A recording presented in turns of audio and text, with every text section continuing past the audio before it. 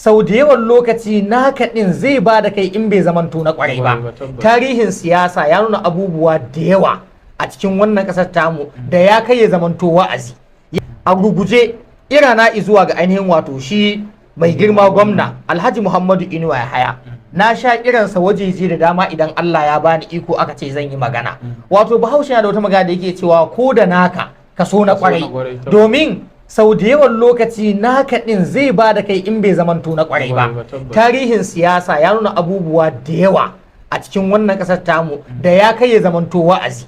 Yau kalli irin abin da ya faru tsakanin gwamnan da ya bari da wanda ya kawo a cikin jihar Kaduna.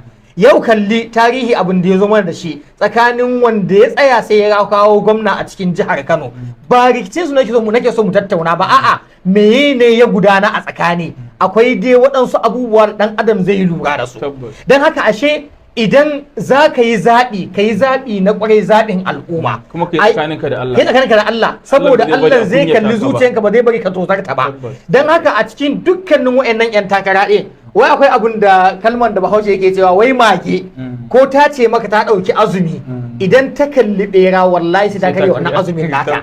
Saboda ko da sun ce muna tare da mai girma gwamna ya kalla a baya suna tare da shi wannan ke magana a kayansa Profesa Isa Ibrahim Fantami. Shi gwamna ya san irin gudumawan da ya bashi digitally, duk abubuwan da ya a lokacin da mai girma gwamna yake mulki ne a bayyane yake. Ya lokacin ma da aka tashi neman takarar tazarci na mai girma gwamna, shi Profesa ya ba da gudunmawarsa digitally domin kare kuri'u da ta suka dangala wa shi ainihin wato dan majan Gombe, saboda kada a sananta masu, kada a yi masa ainihin wato arin gizo akan kuri'usa. Ya ba da gudumawa a ɓoye, ya ba da gudumawa a bayyane. Sannan wai aka ce da me kama ake yin kota. Yau idan aka ce waye ne zai tafi cikin Abuja ba bako ba, shine Profesa Isa Ibrahim Fantami. Ya san hanyar majalisa domin anan aka tantance shi, ya san hanyar ofis ɗin shugaban ƙasa domin anan ake yin mitin duk sati, ya san ministries ɗin nan gaba ɗaya domin waje da ya rayuwa da abokanansa in an tashi nemo wa Gombe ci gaba zai motsa.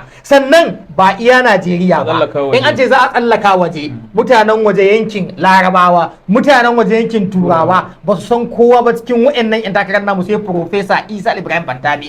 Su ko ba su baka taimako sai sun san ka domin yadda ake nema. Don haka ashe idan dai za a kalla, to mai girma gwamna babu wanda ya kamata a ce kayi riko da hannunsa kamar shi Profesa Isa Ibrahim Fantami, saboda tun da babu komai yake ce maka kai yayansa ne, yake mutunta ka, yake ganin kiman ka. Ba mu taba ganin ka gayyace shi wajen taro bai amsa kiran ka ba, ba mu taba ganin ka gayyace shi rakiyan al'amari bai raka ka ba, bai yadda ya tura wakilci ba. In dai aiki naka ne, ya yadda ya bada kansa, ya miƙa wuyansa domin samun nasarar jihar Gombe, wanda kuma kai muna da shaida kyakkyawa akan cewa baka da wani manufa illa ci gaban jihar Gombe din gabaki daya. Da haka ashe mai girma gwamna, idan dai kana so ka kalli Gomben ka a matsayin wacce zaka yi alfahari ita bayan baka nan, to ba kowa bane illa Profesa Isa Ibrahim Fantami.